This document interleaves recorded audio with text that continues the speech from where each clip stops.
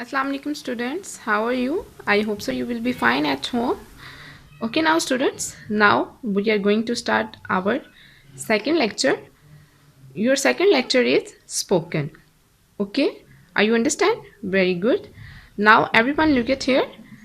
Spoken activity. आपको यहाँ पे नज़र आ रहा है, टीचर ने लिखा है spoken activity. यहाँ पे स्पोकन एक्टिविटी करवाने का मकसद ये है आपको कि आपको कुछ ऐसे सेंटेंसेस बताए जाएं इंग्लिश में जो आपको पता होना चाहिए कि हमने कब कब बोलने हैं, कहाँ बोलने हैं और क्यों बोले जाते हैं।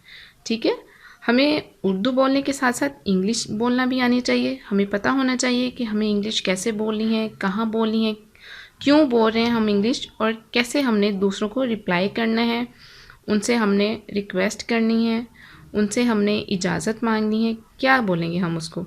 आपको इंग्लिश में ऐसे हम सेंटेंस बताएंगे जो आपके इंशाल्लाह काम आएंगे और आपको पता होगा कि हमने कैसे बोलना है। Okay, are you ready? Very good. Now look at here everyone, spoken sentences. Number 1 is may I say something. May I say something, आपको पता है मे आई से समथिंग कब बोला जाता है? मे आई से समथिंग आप तब बोलेंगे जब आपको किसी से कोई बात करनी है, आप उससे परमिशन ले सकते हैं, आप उसे बोल सकते हैं कि मे आई से समथिंग, क्या मैं कुछ कह सकता हूँ, क्या मैं कुछ कह सकता हूँ। आपको मैंने 2 टाइम बताया, इसके क्या मीनिंग है? मे आई से समथिंग, क्या मैं कुछ कह सकता हूँ, क्या मैं कुछ बोल सकता हूँ। तो आप क्या कह रहे हैं? आप परमिशन ले रहे हैं, आप उससे बोल रहे हैं कि मे आई से समथिंग। ठीक है, आपने कोई बात करनी है तो आप उससे पहले अपनी टीचर से, कहीं घर में किसी से भी आपने बात करनी है तो आप उससे पहले, बात करने से पहले आप उससे परमिशन ले सकते हैं कि मे आई से समथिंग, क्या मैं कुछ बोल सकता हूँ। Very good. Now look at here, this is your second sentence.